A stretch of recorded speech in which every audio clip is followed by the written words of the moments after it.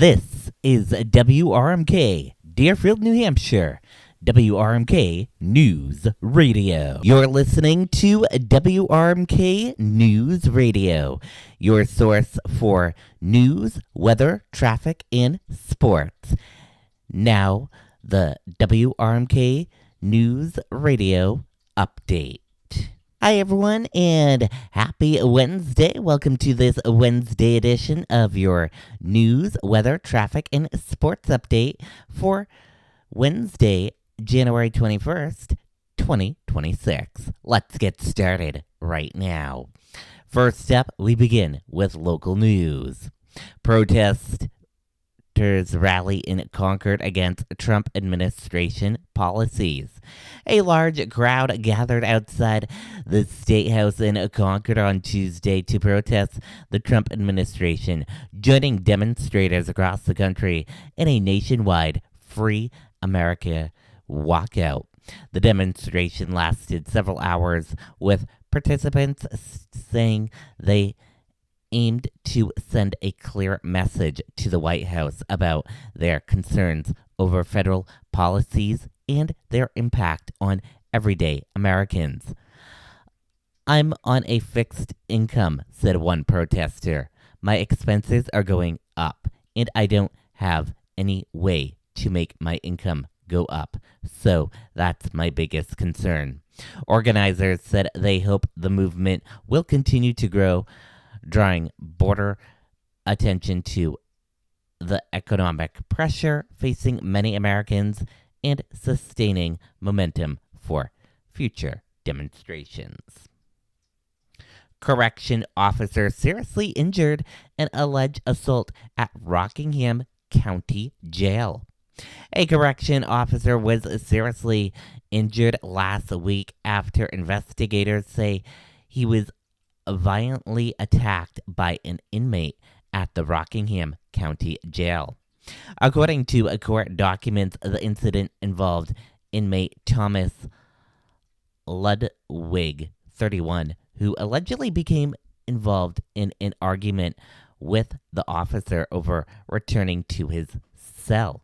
When the officer attempted to escort him back, Ludwig is accused of picking the officer up and slamming him head first into the ground, causing his body to go limp. Investigators believe the officer lost consciousness during the attack. Surveillance video captured the incident. Court records show despiting the officer with a large head wound and bleeding heavily. He was initially transported to Exeter Hospital, where doctors determined he suffered 3 brain bleeds. He was later transferred to Boston Area Hospital for specialized treatment. During a court appearance, Ludwig claimed he acted in self-defense. Prosecutors disputed that account, arguing that Ludwig poses a danger and should remain in custody. The reasons for the state's request are: number one, his inability to follow orders and conditions of bail and remain of good behavior, and number two, dangerousness, said prosecutor Heather. Ludwig faces multiple charges, including first and second degree assault. A competency hearing is scheduled for next month. Long ice storms strain snow budgets across New Hampshire. Public work departments across New Hampshire say this winter has already proven challenging, with some municipalities warning they could exceed their snow removal budgets if current weather patterns continue. While the state has avoided massive snowstorms dumping feet of snow at once, officials say a series of long-duration weather events bringing a mix of rain, ice, and snow have been especially costly. Unlike shorter, heavy snowstorms. 3. These prolonged systems require crews to remain on the roads longer, repeatedly plowing and salting to prevent ice buildup. So you're essentially just using more materials throughout the storm with efforts and labor that's already being applied, said Owen, Deputy Director of the Manchester Department of Public Works. Over in Portsmouth, the city recently received a fresh shipment of salt for the season, but officials said the cost of that essential resource is already taking a toll. We're spending more of our salt budget than we would like at this time, said Portsmouth DPW Director Peter Rice. He noted that the budgets are typically based on 3, 5, and 10-year averages, and that other activities may be scaled back if snow and ice expenses begin to exceed projections. Statewide, the New Hampshire Department of Transportation reports it has already used about 61% of its winter budget. In Manchester, officials say 90% of the city's salt budget had been spent by the beginning of January.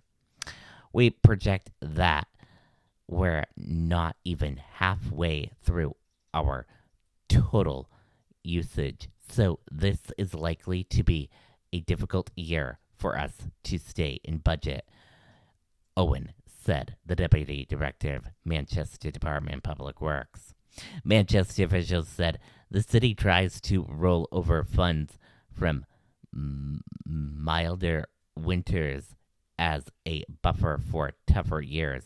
If necessary, the department can also seek additional funding. We work closely with the mayor's office and a financial office to track these costs to see how and if our budget can absorb that hit, Owen said. If the budget cannot, then we can appeal to the Board of Mayor and Aldermen to repolish our budget or cover the overages from winter reserves. Despite the financial strain, officials in both cities empathize that safety remains their top priority, even if that means exceeding budget limits to keep roads safe during and after storms. And now let's go into your national news. Trump renews push on Greenland as markets react to tariff threats. As stock markets slid following President Trump's threat to impose new tariffs on NATO allies, the president on Tuesday doubled down on his long-standing interest in acquiring Greenland. The renewed comments come ahead of Trump's scheduled face-to-face meetings with global leaders at a World Economic Forum, where trade and geopolitical tensions are expected to dominate the agenda. The twin developments mark vital tied to trade rhetoric, and the revived Greenland proposal underscore the president's confrontational approach to foreign policy as he prepares to engage with world leaders on the international stage. Air Force One turns back after minor electrical issue en route to Davos. Air Force One was forced to turn around aimed mid-flight Tuesday night as President Trump was traveling to Davos, Switzerland, after the crew identified what the White House described as a minor electrical issue. White House Press Secretary Caroline Leavitt said the discussion was made out of an abundance of caution and that the aircraft returned safely. Further details about the nature of the problem were not immediately released. Vice President J.D. Vance and Second Lady Yusha Vance expect fourth child. Vice President J.D. Vance and Second Lady Usha Vance announced that they are expecting their fourth child, a baby boy, later this year. The couple said the child is due in late July, expanding their growing family this summer. Trump praises ICE as Minnesota immigration operation spurs legal fallout. As about 3,000 federal agents carry out immigration enforcement operations across Minnesota, President Trump praised Immigration and Custom Enforcement for what he called its success, while also acknowledging that the agency is not immune from mistakes. The comments come as U.S. Department of Justice moved to subpoena several elected state officials, including Governor Tim Walz, escalating tensions between federal authorities and state leaders aimed ongoing operation. And we're going to switch gears now. Let's talk about weather. Today, mostly sunny this morning, then becoming cloudy during the afternoon. High 26, winds southwest at 5 to 10 miles per hour. Tonight, mainly cloudy with snow showers around. This evening, low 22, winds south-southwest at 5 to 10 miles per hour. Chance of snow, 60%. Snow accumulations, less than 1 inch. And tomorrow, sunshine and clouds mixed. High 42, winds west-southwest at 10 to 15 miles per hour. And now let's go into traffic. Your morning traffic report. Good morning. Traffic is moving smoothly across much of southern New Hampshire this morning. Major routes, including I-93 through Manchester and Nashua, are flowing well with no major slowdowns reported. Route 101 between Bedford, Hooksett, and Exeter are also looking clear, making for an easy commute toward the seacoast. I-95 along the coast near Portsmouth and into Maine is moving steadily with light traffic. Overall, it's a quiet start on the roads. Have a great morning, commuters, and drive safe. And let's go into sports. Bruins fall 2 stars, 6-2. The Boston Bruins came up short on the road last night, following 6-2 to the Dallas Stars. Boston was held scoreless through the first 2 periods as Dallas built a 4-0 lead with steady offense in both the opening and middle frames.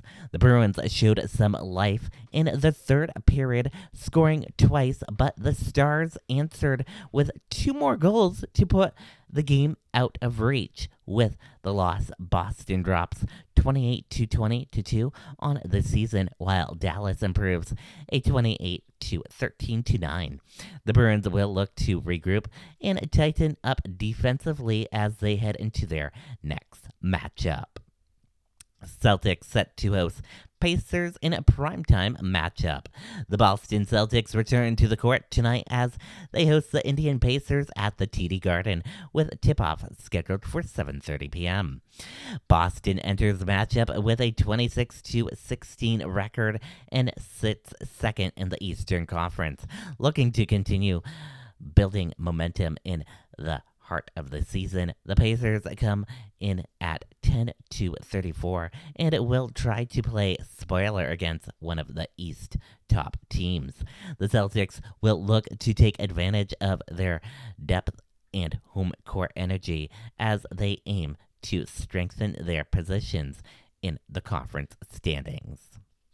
Thank you for tuning in and listening to this edition of your WRMK News Radio news, weather, traffic, and sports update. Have a great rest of your day. Bye now.